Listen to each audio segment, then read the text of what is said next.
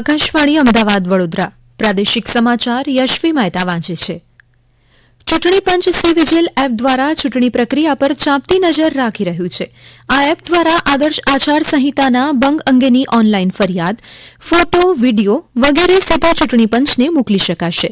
મુખ્ય ચૂંટણી કમિશનર રાજીવ કુમારે જણાવ્યું હતું કે સી વિજિલ નાગરિકોને આદર્શ આચાર સંહિતા ભંગની જાણ કરવા અને 100 મિનિટની અંદર પગલાં લેવાની ખાતરી આપે છે. સી વિજિલ એપ એ યુઝર ફ્રેન્ડલી અને ઓપરેટ કરવામાં સરળ એપ્લિકેશન છે, જે જાગૃત નાગરિકોને જિલ્લા કંટ્રોલ રૂમ, રિટર્નિંગ ઓફિસર અને ફ્લાઇંગ સ્ક્વોડ્સની ટીમ સાથે જોડે છે. આ એપનો ઉપયોગ કરીને નાગરિકો રાજકીય ગેરવર્તણૂકની ઘટનાઓ ઘરે બેઠા રિટર્નિંગ ઓફિસરને જણાવી શકે છે. સી વિજિલ એપ પર ફરિયાદ મોકલતાની સાથે જ ફરિયાદીને એક આઈડી પ્રાપ્ત થશે, જેના દ્વારા મોબાઈલ પર ફરિયાદને ટ્રેક કરી શકાશે.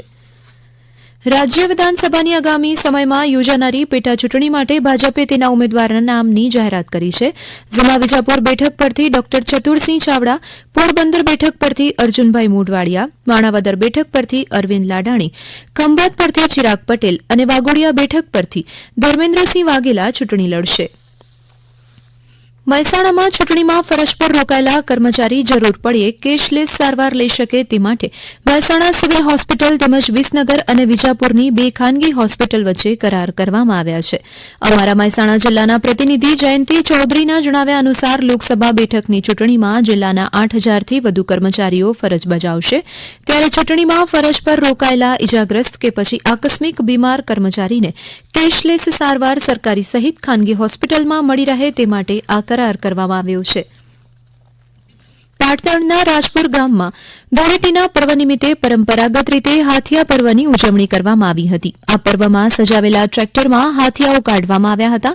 બ્રાહ્મણી માતાજીનો હાથિયો છેલ્લા 435 વર્ષથી બળદની 4 જોડથી ગાડામાં નીકળતો હતો, પરંતુ સમય જતાં બળદની જગ્યા ટ્રેક્ટરે લીધી છે. તો બળદોના અભાવને કારણે હાથીઓ છેલ્લા 15 વર્ષથી 4 ટ્રેક્ટરમાં કાઢવામાં આવે છે.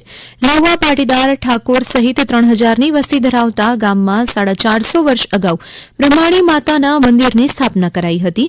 ત્યારથી દર ધૂળેટીએ ગામ લોકો પરંપરાગત ધાર્મિક ઉત્સવ ઉજવે છે. અમારા પાટણ જિલ્લાના પ્રતિનિધિ રમેશ સોલંકીના જણાવ્યા અનુસાર આ ગામમાં પરંપરા અનુસાર ધૂળેટીના દિવસે રાવણ દહનનો કાર્યક્રમ પણ યોજાયો હતો.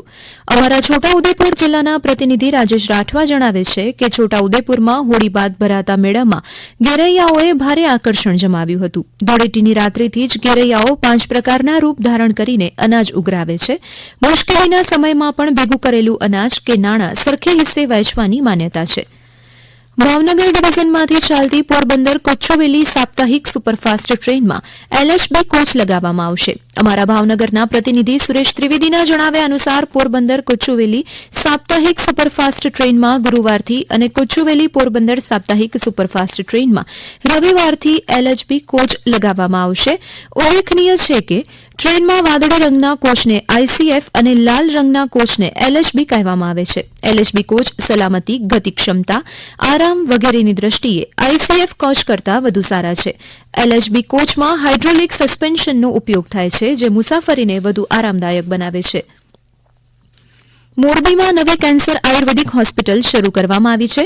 વિનામૂલ્યે સારવાર આપતી આ હોસ્પિટલમાં આયુર્વેદિક સારવાર, દવા, રહેવા જમવાની તમામ વ્યવસ્થા નિઃશુલ્ક આપવામાં આવશે. આયુર્વેદિક હોસ્પિટલનો હેલ્પલાઇન નંબર પણ જાહેર કરવામાં આવ્યો છે. ડિગ્રી ઇજનેરી અભ્યાસક્રમમાં પ્રવેશ માટેની ઓનલાઈન નોંધણી પ્રક્રિયાનો 2 એપ્રિલથી પ્રારંભ થશે. ઉલ્લેખનીય છે કે દર વર્ષે ડિગ્રી ઇજનેરી અભ્યાસક્રમમાં પ્રવેશ પ્રક્રિયાને જૂનમાં શરૂ કરાતી હોય છે, પરંતુ આ વર્ષે એપ્રિલમાં જ નોંધણી પ્રક્રિયા શરૂ કરાશે. જે મુજબ ગુજકેટ પૂરી થયાના 1 દિવસ બાદ એટલે કે 2 એપ્રિલથી ઓનલાઈન નોંધણી શરૂ થશે, જે 15મી મે સુધી ચાલશે. 13 જૂને પ્રથમ રાઉન્ડની બેઠક ફાળવણી થશે. 20મી જૂનથી શૈક્ષણિક સત્ર શરૂ થશે. રાજ્યમાં દરિયાઈ સુરક્ષાને ધ્યાનમાં રાખી વર્ષમાં 2 વખત smaller district level coastal mock ડ્રીલનું આયોજન કરવામાં આવે છે, જે અંતર્ગત કચ્છમાં પોલીસ અધિક્ષક મહેન્દ્ર બગડિયાની સૂચનાથી જિલ્લામાં કાર્યરત કેન્દ્ર તથા રાજ્યની સુરક્ષા એજન્સી સાથે સંકલનમાં એક મોક ડ્રીલનું આયોજન કરવામાં આવ્યું હતું. આ મોક ડ્રીલમાં કચ્છના જખૌના દરિયાઈ વિસ્તારમાંથી આતંકવાદીઓ ઘૂસી આવ્યાની બાતમીના પગલે સુરક્ષા એજન્સીઓએ આતંકવાદીઓને પકડી તેઓના હુમલાને નિષ્ફળ બનાવ્યો હતો. આ સમાચાર આપ આકાશવાણીના અમદાવાદ વડોદરા કેન્દ્ર પરથી સાંભળી રહ્યા હતા. વધુ સમાચાર આપ અમારી વેબસાઇટ newsonair.gov.in/ગુજરાતી પર વાંચી શકશો. આ સાથે જ આકાશવાણીના અમદાવાદ વડોદરા કેન્દ્ર પરથી પ્રાદેશિક સમાચાર પૂરા થયા.